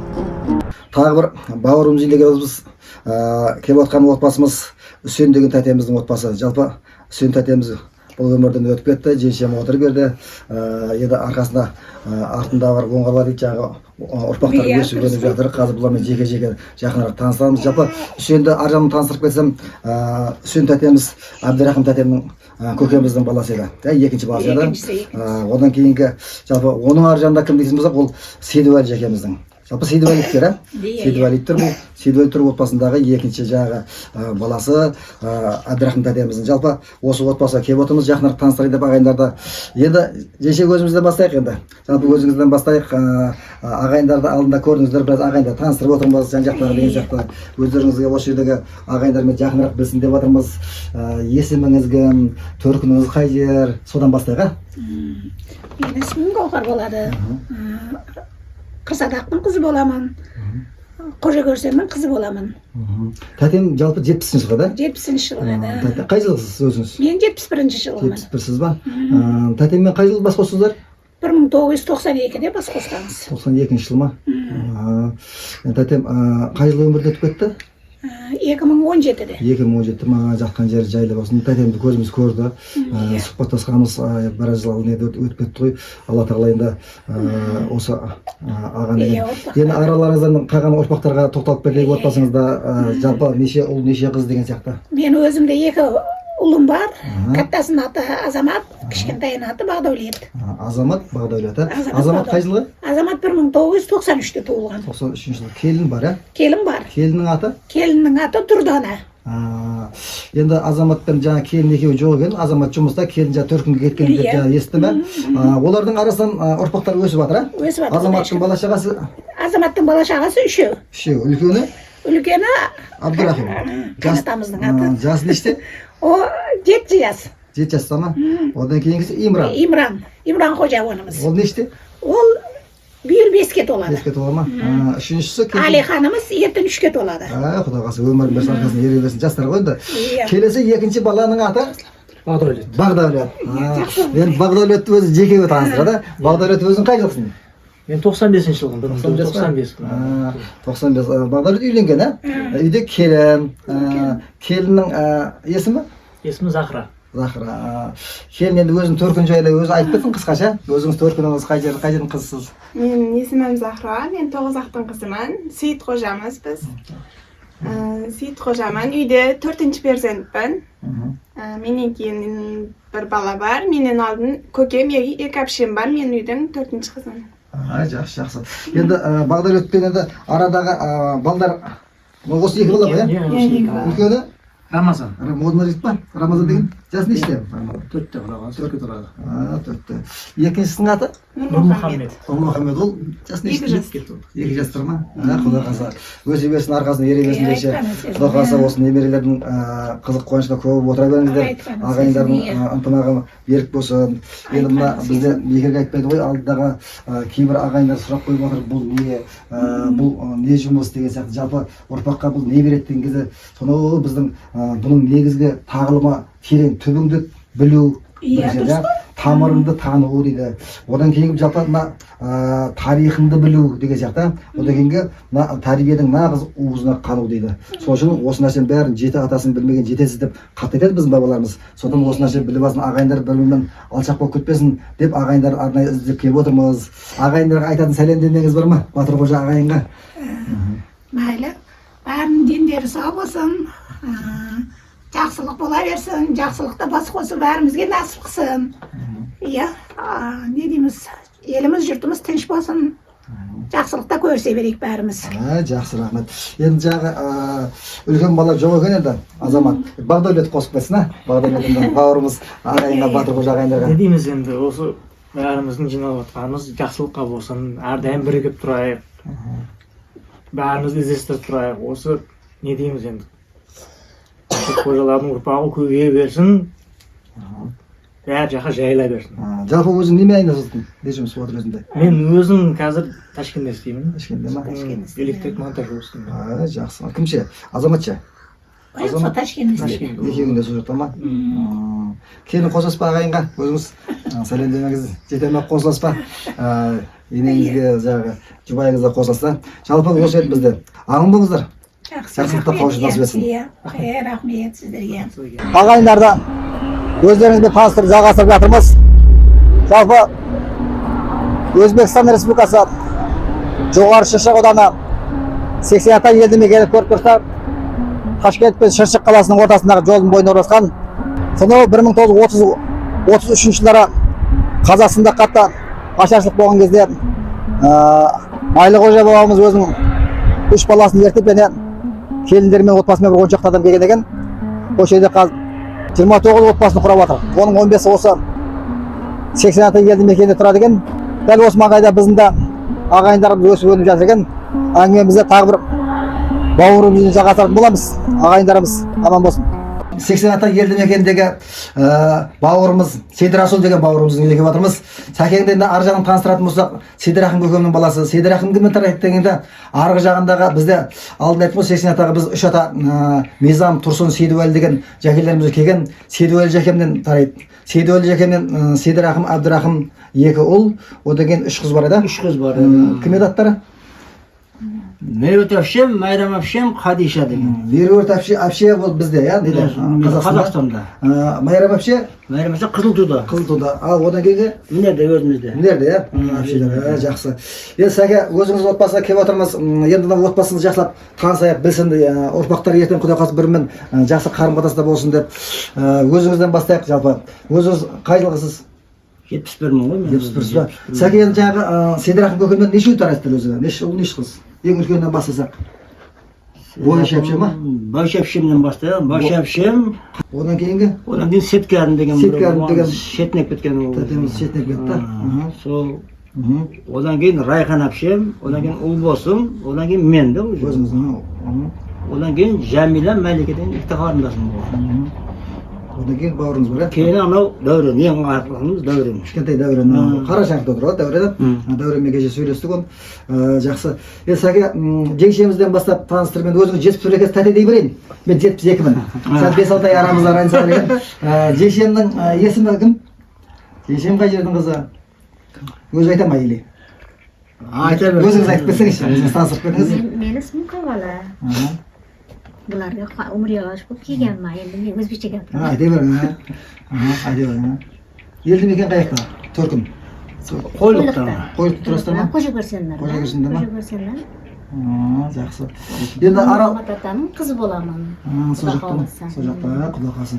Жақсы, енді араларында өсіп отқан 3 нафар ұлым бар. Үлкені? Ибадла. Ибадла бауырымыз. Ибадла қай жылға? 96 жыл. 96 жылға. Ибадла енді келін, ә? Келіндің есімі? Махлия. Махлия. Келін қай жердің қызы? Келін социализмнің қызы. Социализм ба? Кішкентайларыңыз? Сейткәрім деген. Адасың. Ана бауырын атын қойған екен. Нешеге болды? 2 айлық болды. Құдай қаласа, Алла өмірін берсін, өсе берсін, арқасында ере берсін. Жас екен, Құдай қаласа. Одан кейінгі бауырымыз? Екіншім Рахматылда болады. Қай жылғы? Мен 98 жылғы. 1998 жылғы. Одан кейінгі? Кенжетай, Нұрбектай. Нұрбек па? 2002. Біз әлі үйленбегенбіз, Құдай қаласа үйленеміз де бар. Құдай қаласа, бойдағы екеуі. Жақсы, иманды, инабатты келіндер нәсіп етсін сіздерге. Құдай қаласа. Ағайын болып осы бізге тойға, жиынға келуге нәсіп етсін. Жаңа айттық қой, ағайынның арасы сәл үзіліп қалды. О жақтағы ағайындар бұл жерде сәл қарым-қатынас тоқтап қалды. Осыны қайтадан қолға алайық деп осыған келіп отырмыз. Құдай қаласа. Енді Құдай қаласа, өзің Ибадла не жүріп жатыр? Енді азыр текстильныйда істеймін. Мына жерде заводқа ұқсаған фабрика бар, сол фабрикада істеймін. Сол жерде анчадан бері уже почти 10 жыл болып қалды істеп жатқаныма. Сол колледжді бітіргеннен кейін сол жерге жұмысқа кіріп кеткен. Мамандығы? Сол жерде, иә. Жақсы. Кімше? Рахмет. Мен өзім техник электронщик болып істеймін, станок ремонт қыламын мен. Маған бір 7,5 жыл ма болып қалды. Құдай қаласа. Мен жұмысым бірде Ташкентте болады, бірде осы Шыршықтың өзінде болады, бірде Анжанға барып келетін боламын. Мен станок ремонт қыламын да мен. Бұзылған уақыт шақырады, соған қарап жұмысымыз істей береміз. Құдайға шүкір жақсы табысымыз. Мен осының алдында менімен біргеміз. Автоэлектрик бұл оқыған, бұны өзім алдым алғам да, мен өзім электронщик болып істеймін. Аз бірге істеп жатырмын. Жақсы. Жақсы, Сәке. Енді ағайындарға ертең Құдай қаласа ағайындар көреді, Батыр қожа ағайындар, о жақтағы, бұл жақтағы ағайындарға сәлем беруіңіз бар ма? Ертең ағайындар көреді. Сәке не деді екен деп айтады. Өзіңіз. Не деймін басқа? Жоқ болса, аман болсын, сау болсын, денсаулығы болсын бәрін. Не тілесең тілегіне жетсін солардың бәрін. Құдай қаласа көрісіп қалсақ, және көре жатамыз. Кеше қос жүресіз ба? Мына дейміз, ұрық аймақтар аман, сақ тыныштық болсын хамаяқта. Бірлігіміз жоғалмасын. Көрішейлік Құдай қаласа хаммасы bilan бірге tanishib, bola chaqalarimiz bir-biri bilan bordi kelgilari bo'lib Yaxshi yursin. Salomat bo'lsin. Avvalo barchangizga assalomu alaykum. O'zi bizni nimamizni hurmatimizni qilib kelib o'tirgan sizga Asqar Sagan rahmat, ulkan alqishlarimiz. Barlik kez Xudo xolasa endi bovurlar orasida bir-birimizni izlab, hurmatlab, izzatdab, Xudo xolasa jiyinlar, to'y-po'y bo'lsa, Xudo xolasa borib, quvonchli kunlarda ko'rishni nasib etsin. Avvalo barchangizga rahmat. Жалғастыратындар болса. Келin қосама. Қосылама. Ассаламу алейкум. Жақындарым, Құдай қаласа бірлігіміз жоғалмасын. Асқарке рахмет, сізге де сонша құрмет қылып келіпсіз. Құдай қаласа тойларда, жиындарда көрісу насip қылсын барлығымызға. Бірлігіміз ешқашан жоғалмасын. Сыйлай рахым бірінші орында болған. Құдай қаласа бұдан кейін жақсы болсын. Бұяғына бірлігіміз жоғалмай, жақсы күндерді көрсе берейік. Ассаламу алейкум. Нұрбек қосып жүресің ба? Жоқ, қосылам. Қосылам, Нұрбек мен қосылам. Осы әдейі сөзге сәл. Сәкен, примерно осындай. Құдай қаласа, Алла Тағала осы отандарыңызға осы жақсы келіндер берсін. Екі бойдақ бала бар екен. Осы немерелеріңіздің өсе берсін, немере шөберелердің саны өсе берсін. Құдай қаласа, ұл қыздар арқасында ере берсін. Бекерге айтпай қой, ағайынның қадірі алыс беріс, жақындықтың қадірі барыс келіс дейді. Сол үшін алыс беріс, барыс келіс. Құдай қаласа осы бәрімізге бір өзі қарым қатынас нығайтуға нәсіп етсін. Алла Тағала осы үйге әрдайым жақсылық болсын. Осы кішкентайлар өсе берсін. Аман болыңыздар. Ассалаумағалейкум ағайындар. Шыршық қаласын таныстырғанда тағы бір көркем жерлердің бірі біз келіп тұрған жеріміз мына Қырналар деп аталады. Жалпы бұл ескерткішті қойылу тарихы сонау Ұлы Отан соғысы қарсаңында солтүстік Осетия мемлекетінің бір ауылынан 7 баласы Ұлы Отан соғысына кеткен екен. Сол 7 баласы да бірдей соғыстан оралмайды. Тек қана бір қарындасы ғана аман қалған екен. Әкесі мен шешесі балдарының өлімін естігенде хабарда көтере алмастан қайтыс болып кеткен екен. Дәл осы оқиғаны естіген Расул Гамзатов деген атақты ақын осы оқиғаға арнап Қырналар деген өлеңін шығарған екен. Мына көріп тұрсыздар, жоғары жақта ұшып бара жатқан 7 тырна, ал мына жатқан жалғыз тырна бұл ағаларының іздеген қарындастары. Ал төменгі жақта Расул Гамзатовтың өлеңінің бірінші шумағы «Мне кажется, порою, что солдаты с кровавых не пришедшие полей не в землю эту полегли когда-то, а превратились в белых журавлей». Жалпы Ұлы Отан соғысы қалай адамның өмірін қиып кеткен болатын. Жалпы соғыстың болмаған жақсы Қазақстан мен Өзбекстан қазір кезде жақсы бейбіт қарым-қатынасында тұрып жатыр. Оның куәсі ретінде көріп тұрмыз. Қазақ тілінің қанша мектептері бар екен бұл жерде, қазақ тілінде арналған орындар бар екен. Ал біз әңгімемізді дәл осы аймақта еңбек ететін тағы бір бауырымыздың үйінен жалғастыратын боламыз. Ағайындарымыз бекерге айтпайды. Алыста жүрсе кісінескен, жақында жүрсе тістескен ағайын деп. Сондықтан ағайынның алыста жүрген тағы бір бауырымыздың үйіне келіп отырмыз. Келіп отқан бауырымыз Құрбан деген тәтеміз. Енді мен тәте деп сөйлей берейін Құреге. Жаңа мен сұрастым, Құреген жалпы 72 жыл екен. Екеуміз бір жылғымыз. Менен бір 5 ай сайын үлкендігі бар екен. Сондықтан құрметін қою керек. Бір күндік болса да жаңағы үлкендігі болады ғой. Құрегенің осы қаңтар айында туған екен, Құреге. 1972-нің қаңтар айында туған екен. Жақында осы бір аптадан кейін туғаныңыз құтты болсын, Құреге. Ағайын болып іздеп келіп тұрмыз. Енді Құрекең жалпы ар жағынан кімді тарайды деген кезде Құрекең Әбдірахым көкенің 4-ші баласы. 4-ші баласы. Ал Әбдірахым көкем ол Сейдуәли жекемнің баласы. Сонда бұл Сейдуәлиевтер, Сейдуәлиевтер отбасының мүшесі Құрекең. Құрекеңді өзіңізге келіп тұрмыз, Құдай қаласа. Мына жақынырақ танысайық, жақынырақ білейік деп. Өзіңіз жайлы жалпы қысқаша айтып, жеңшем жайлы, жеңшемнің есімігі, өзіңіздің жаңағы қайсыл бас қосқыстары соған тоқталайық бірінші. Ешкі болған қаяқтан білемін. Мен ондайларды білемін. 2004 өлең. Жеңшемнің есімі? Жеңшемнің аты? Мұхаббат та. Мұхаббат па? Төркіні? Қайын жұртқа едің? Қайынжор қожа көрсен. Қожа көрсен деген жерде ма? Қоқан ауыл. Қоқан ауылдан ба? Қоқан ауыл. Жалпы мына жеңешеммен араларыңызда 2 қыз, 1 ұл, а? 2 қыз, 1 ұл. Үлкенінің аты? Айсұлу. Айсұлу қай жылға? Айсұлу 2005. 2005 па? Екіншісі? Екіншісі Нұрсұлу. Нұрсұлу. 7. 2007. Үшінші кенжесі? Мынау. Қадырқожа. Қадырқожа қай жылға? 2008. 2008 ба? Жалпы Құрегенді өздеріңізді іздеп келіп отырмыз. Неме айналысасыздар өзіңіз? Не жұмыс суаты берді тіршілік? Берді тіршілік деген неме деймін. Осы біз қолдан келеді ғап только текстиль. Текстильге істейміз ғап. Осы жерде ма? Аққабақты. Сол жұмыс, только бізге жұмыс. Мына зато әдемі қыз севапсыз ғой? Зато. Ханның сарайындай болып тұр құдағада.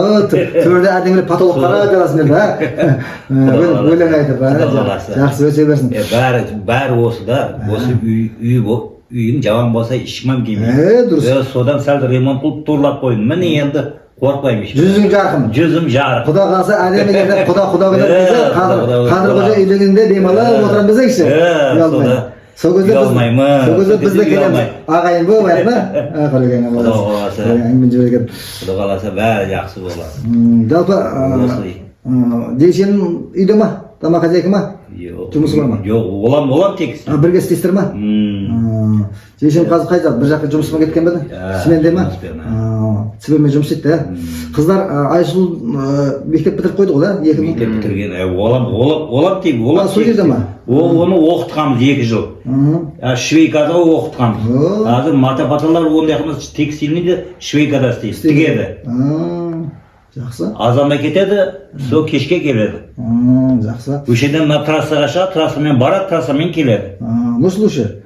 Нұрсұлу енді кіргізейін, өзім алдыма. Меган текстиль. Біздікі анан жіпті материал қылып шығарамыз. Сүйрген өзім алдыма батырмын. Қайерде жұмыс? Өзімен бірге барып келеді, Аққабақта. Өзімізде мына трассадан маршрутка бар. Маршруткамен барамыз, маршруткамен қайтамыз. Апарып келеді. Апарып келеді. Жақсы, әдемі. Жұмыстың болған жақсы. Жұмыстың болған жақсы. Қадырқожа оқып отыр ма? Бір жылы бітіремін. Биыл бітірсің бе 11-ді? Биыл бітіремін. Қандай жоспар болып отыр бітіргеннен кейін? Оқу қалай? Бітіргеннен кейін мынау өзі армияға кетпекшімін. Армияға барасың ба? Отанды қорғайсың. Кейін военный болмақсың ба? План қандай? Жоқ, анау еді. Өзі мектеп сол армияға барып келгеннен кейін оқуға тапсырып көрмекшімін да. Құда қаласа Алла нәсіп етсін. Жақсы, мықты азамат болып өссін. Енді айттық қой, мына елдің азаматы болсын Құда қаласа. Мына ағайындар, о жақтағы ағайындар сәлем айтып қалды. Қазақстандағы бір топ ағайын. Жалпы бұл жерде біраз ағайындар бар екен. Бір атада ғой, жалпы бұл жерде Майлықожа бабамыздың ұрпақтары. Майлықожа бабамыздың ұрпақтары 3 Мизан, Тұрсын, Сейдуәліден тарайтын 3 атаның балдары тарап жатыр өшеді. 3-ші Сейдуәліден тарайтын өздеріңіз. Ағайындар ертең көреді, ағайынға сәлем демеңіз бар ма? Құда қаласа, бәріміз Құда қаламыз осындай немеде кездестіре берсін. Құда қаласа, бұдан кейін енді мына осымен қызыл паспорт ұрлап, Құда қаласа бәрімен телефонда неме қылып танысып, қай жерде ұшырасамыз, бәрін сөйлесіп, бәрімен таныстырып шығамын. Арылап шығасыз. Құда қаласа бәрін арылаймыз. Құда қаласа. Ниет қатты. Сол күндерге жеткізсін. Сол күндерге жеткізсін біз. Деніңіз сау болсын. Деніміз сау болса, Құда қаласа бәріміз көз көрісеміз. Жеңешемді ертіп алып, шығыңыздар о жақтағы ағайындарға барып, аралап Қазақстан түкпір-түкпірінде ағайындар өсіп өніп жатыр. Бәрін аралаңыздар, көз көрген адамның мейірі көзінде дейді. Сондықтан ағайынды бірімен араласып тұрмаса болмайды. Ай көрмесе ағайын жат, жыл көрмесе жегжат жат деп бекер айтпайды бабаларымыз. Сол үшін араласып тұрайық. Қадырқожасын қосасың ба? Әкеңе қосылып кетесің ба? Батырқожа ағайындар ертең көреді. Сен де жігіт болып қалдың. Не айтасың? Хаммаңдарыңызға ассалаумағалейкум. Жақында тәтеммен бірге барып көрісеміз. Құда қаласа барасыңдар. Көрісеміз, Құда қаласа. Алла сол күндерге нәсіп етсін. Құреке, енді құрдасымыз ғой. Бізге де енді 53-54-ке келіп жатыр екенсіз. Біраз 50-ден асқаннан кейін адам уже біраз оңы мен солын қарайды деген сияқты. Құда қаласа осы қыздарыңыз бой жетіп жүрген, жақсы жерге жайғассын, Қадырқожаға мықты ибалы иманды жерден келін бұйырсын. Осы үйге ағайын болып, Қазақстан бір топ ағайын болып, жан-жақтан біздің жақынымыз келін сүріп жатыр. Соған біз барайық деп Алла Тағала сол күнге жеткізсін. Айтқаның Аман болыңыздар. Әрдайым ағайынның ынтымағы арта берсін. Жақсылықта бас қосу нәсіп болсын. Ағайындарда танысып жалғастырып жатырмыз. Келіп тұрған жеріміз жалпы Шыршық өзенінде бірнеше өзен құят жан-жағынан, соның бірі Қарасу. Бұл Қарасу өзені 86 елді мекенінің дәл ортасынан ағып өтеді. Мына жерде Шыршық плотинасы бар. Осы жерде біздің ағайындарымыз өсіп өтіп жатқан жағдайы бар. Ал біз әңгімемізді тағы бір бауырымыз үйде жалғастыратын боламыз. Ағайындарымыз аман болсын. Ассалаумағалейкум ағайындар. Ағайындарды бірімен жақындастыру, Құдай қаласа, арға жалғастырып жатырмыз. Тағы бір үлкен бауырымызға келіп жатырмыз жердегі. Дәурентай деген Дәуреннің бауырымыз. Жалпы Дәурен Сейдірахым тәтеміздің баласы. Алдында да жаңағы Сейдірасылдың үйін түсірдік қой. Сейдірасылдың осы інісі, кішкентай кенжесі Сейдірахым тәтеміздің. Сейдірахым тәтеміз Сейдуәл Жәкеннің баласы. Сонда Сейдуәлиевтер, Сейдуәлиевтер отбасының кішкентай мүшесі Дәурен деген. Дәурен өзің келіп тұрмыз, Құдай қаласа, ағайындар іздеп. Ағайындармен таныстырсын, бір-бірімен көрсін деген сияқты. Өзің қай жылғысың? 81 жылғымын. 81 ма? 81. Осы жерде өстіңдер, Осы жерде толық 81. Жалпы қазіргі кезде не жұмыс отыр өзіңде? Қазір стройка. Стройка ма? Осы жерде тіршілік па? Осы жерде ауылда ма? Өзбекстан. Осы жерде ағайындармен байланыс жақсы. Танымыңыз жақсы, араласып тұрасыздар. Ағайындар ертең Құдай қаласа көреді, Батыр қожа ағайындар. Сәлемдеме бар ма? Ағайындар аман болсын барлығы. Мен көріп тұрғанымда сәлем Батыр қожаларға. О жақ Қазақстанға өткізіп өтпес па? Өткем алдындар, әзір паспорт не? Загран жоқ па? Загран жоқ. Алдындары барған екен. Ақырғы марта 2016-да ма бардым. О жақта тамыр таныстар бар ма? Тамыр таныс жоқ қой енді. Жұмыс бойынша барған. Жұмыс бойынша ма? Ағайындар танымаған екен бір білмейді да, я? Қарым барасы болмайды. Әпшем тұрады ғой немеде? Ворошиловта. Ворошилов бер жақта, Зортөбеде. Мерді әпшем тұрады, мерді әпшем. Мерді әпшем, сол үйге. Жиендер бар жерде. Жиендер, сол жаққа барып тұрсыздар ма? Сол жерге барамыз да. Бес шалма осы нерде. Бер жағда, Сол жерден осы жерге бармағанбыз. Ағайындар, ертең Құдай қаласа ауыл жаққа өтіңіздер. Біз осы жаққа келейік, ағайын ынтымағы арта берсін. Тағы қосатыңыз бар ма? Жоқ, қосатынымыз ештеңе жоқ. Енді жалпы осы Қарашаңырақта отырсыз осы да? Отын түзетіп отырсыз біз. Енді ағайын ынтымағы арта берсін. Осы жерге жақсылық келіп нәсіп етсін. Сейдірахым тәтеміздің жалпы осы Қарашаңырағы, Қайда жежеміздің ол кісілер өмірден өтіп кетті. Отын түзетіп отырып бауырымыз. Аман болыңыздар. Жақсылықта көріп нәсіп етсін. Жалпы Ташкенттің айналасын қазақтар ежелден мекен еткен. Соның бірі біздің ағайындар тұратын 80 ауылының 90%-ын қазақтар құрайды. Біздің келіп тұрған жеріміз ағайындардың білім алған және жас ұрпақтарымыз оқып жатқан нөмірі 35-ші қазақ мектебі. Сәл жоғары жақта нөмірі 1-ші тағы бір қазақ мектебі орналасқан. Ағайындарды таныстыру барысында байқаған болсаңыздар, кейбір жеңге келіндеріміз өзбекше сөйлеуде. Ол кісілер туып өскен жерлерде қазақ мектептері жоқ екен, өкінішке орай. Сондықтан түсіністікпен қарайық. Өзге мемлекеттің өз саясаты бар. Көршілермен тату-тәтті тұрғанға не жетсін.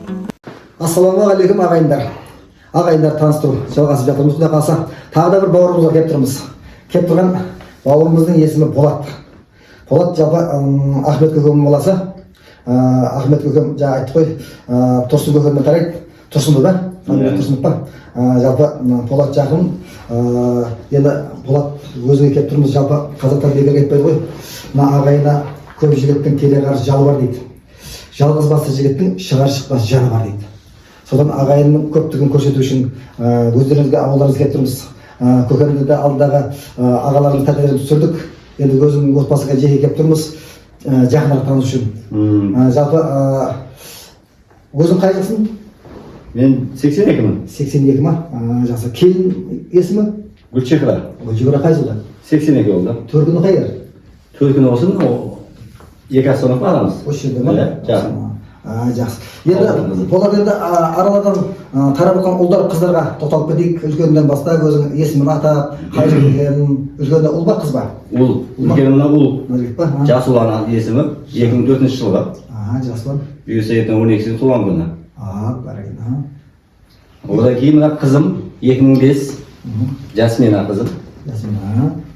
Бір жыл болды тұрмыс қылып жаттық. Одан кейін мына балам Жандос 2008. Одан кейін мына кішкене қызымыз Дамина. Кішкентай ма? Екі ұл, екі қыз, Екі ұл, екі қыз. Ассалаумағалейкум баршаңызға.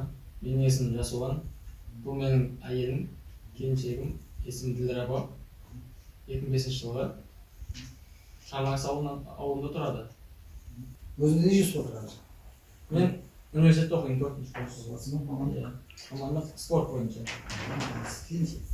Келін медицина бойынша 1-ші курс, техникумда оқиды. Қандас қай жаққа тұрмысқа шыққан? Мен Матөтепеге тұрмысқа шыққам. Матөтепеге ма? Құда қыдап Иә, бар. Бала ше? Немен?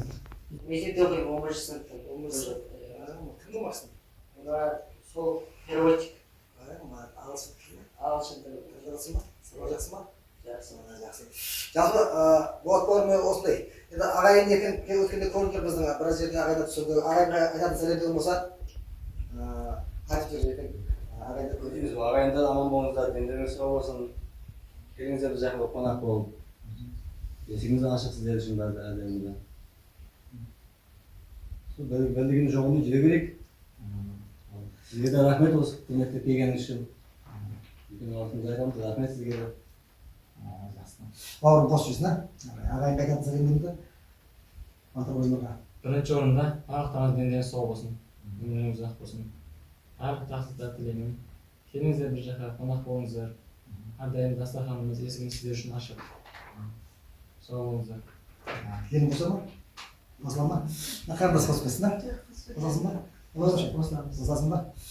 Жалпы осындай еді. Енді құда қаласа бауырым болса үйде той болсын, бауырым үйленген деген екінші інішек үйлесін, ағайын ынтымақ арта берсін, осы үйге жақсылыққа тойға келмес болсын. Келін маза солмай ауырып қалды ма? Иә, шамал маза тойып. Жаңағы күндіз көрген денсаулығын онша болмай жатады. Алла шипасын берсін, жазылып кетсін. Осы балдардан, немерелерден қызық, қуанышына көбейіп жүргенде қарай болып, бізге әрдайым осы жерге жақсылыққа тойға келмес болсын. Аман болыңыздар. Атың өлсе сойысқан, адамың өлсе қойысқан, жауың келсе қуысқан, кім артық еді туыстан деп бабаларым бекер кетпейді. Адамның өмірінде туысқанның өте орны ерекше екенін еске алып, Алланың қалауымен Өзбекстандағы ағайындарды өздеріңмен таныстырдық. 1934 жылы негізі алынған Шыршық қаласында қазір кезде 180 мыңға жоқ адам өмір сүреді екен. Солар арасында 2 отбасы біздің ағайындар басын құрап отыр. Ең жас отбасы 15 отбасыға қазір келіп тұрмыз. Келіп отырған отбасымыз Тұрсыновтар отбасы. Иә. Тұрсыновтар отбасы. Тұрсын жәкеміздің Ахмет көкемнен тарайтын Ахмет көкемнің немересі. Ахмет көкемнің үлкен баласы Әлқожа тәтем бұл өмірден өтіп кетті. Жоғары жақта айттық. Гүлдар шешемді, одан кейін жаңағы Ерлан бауырымыз үйдің қара шағап түсірдік қой. Енді бұл Нұрлан Шыршық қаласында бөлек тұрады екен. Осы отбасыға танысуға келдік. Есімім Нұрлан. Химпром заводта істеймін, Максан Шыршық. Қазіргі күнде 4 бала шағам бар. Өмір жолдасым Бақтыгүл. Осы Шыршық қаласында тұрамыз. Осы жерде бала шағам оқиды мектепте. 8 жыл болды осы жаққа келіп, бөлек шыққанымызға негізі. Сол.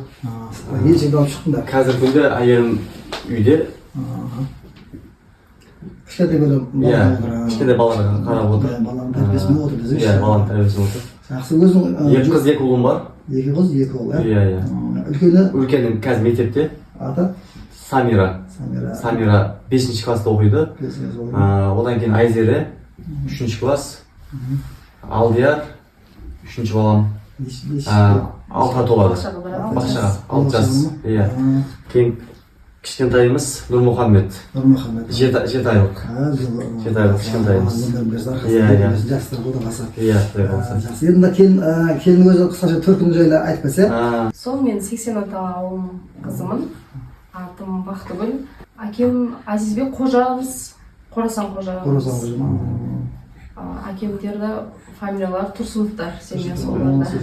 Бір негіз фамилия. Аттары бір болсын. Фамилия ауыстырмай білсеңші? Алмастырмадым, иә. Сол бір ауылданбыз екеумізді. Негіз мамандығыз? Мамандығым медсестра. Кішкентай балалар тәрбиесі өтірсіз. Иә, қазір балаларды қарап отырмыз. Жақсы. Өсе берсін енді. Бұл енді, бұл район қандай район бұл? Ол 10 микрорайон. 10 микрорайон. Шыршық қаласындағы 10 микрорайон. Енді біраз болды тұрғандарыңызда? 8 жыл болды. Бөлек шыққанымыз 8 жыл болды. Қазір осы жерде орысша неде оқиды, екі қызым. Қазақ орыс мектебі. 16 мектеп бар. Алыс емес, жақын жерде негізі. Жалпы Нұрлан енді барлық сұраққа жауап беріп кетуіміз керек қой біз. Біздің осы жердегі тұратын Батырқожа бабамыздан мына 3 жыл тарайды. Молдағдияр, Қанқожа, Патсақожа деп. Патсақожаның 3 баласы болған екен. Бұл жаңа Кәрімқожа, Майлықожа, Әділқожа деп.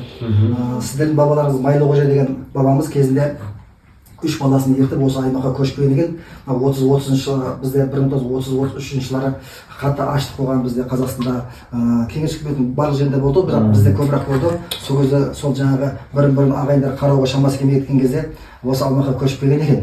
Осы аймаққа көшіп келіп, осы жерде тұрақтап қалған екен. Ахмет Көкем туралы біраз айтып кетті. Қарияның арасында осы жердегі Ахмет Көкем ғой. Жалпы осы Майлықожа бабамыз осы жерде жерленген екен. Жаңағы Бизан қожа, одан кейін жаңағы Сейдуәлі жәкеміз, одан кейін Тұрсын жәкеміз осы 3 баласы болған екен. Бір 10 шақты адам келген екен ғой. Сол 10 шақты адам осы жерге келген екен. Олардың саны қазір 150-ге жақындап қалыпты. Алла тағала өмірін берсін, өсе берсін. Ағайындар жаман біз жерде осы ағайындарды көрсету үшін, бірімізді таныстыру үшін келіп тұрмыз. Жалпы бұл жерде қазіргі осы Өзбекстан аумағында 15 семья екен. 15 отбасы өмір сүріп жатыр екен. 15 өздерінің жас ең жас деп санап отыр. Жалпы айтқан кезде 24 екен. Біздің Қазақстанға көшіп кеткенде ағайындар бар екен. 9 семья ол жақта тұрып жатыр екен. Ертең Құдай қаласа мына видеоны әрқайсысы әр аймақта өзі сап қойып жатырмыз. Өзбекстан деген ағайындарды 15 семьяны саламыз да, қалғанына 9 семьяны сол жақтағы ағайындарды қосып жібереміз. Енді оның арасы біраз уже салынып қалды. Бахрам Татен Қапылбекке кетті. Одан кейін жаңағы Ықтияр мен Сабыр бер жақтағы Зортөбеге кетті деген сияқты. Енді қалғандарды тағы да өсіп таныстырып жатамыз ғой. Жалпы бұл балдардың өнері бар ма? Балдарда қандай өнер? Өлең айтпай ма? Жоқ, үлкен қызым гимнастикаға барады. Английскийге барады, негізі английский тілді біледі. 3 тілді біледі негізі. Орысша, қазақша 4 тіл біледі ғой, үлкен қызым. Айзереде гимнастикаға барған алдын кішкене қатысып, сонымен қазір бармайды. Мектепте қазірше. Батыр? Ол футболист бол, футболист. Сайлик, футбол қызғады.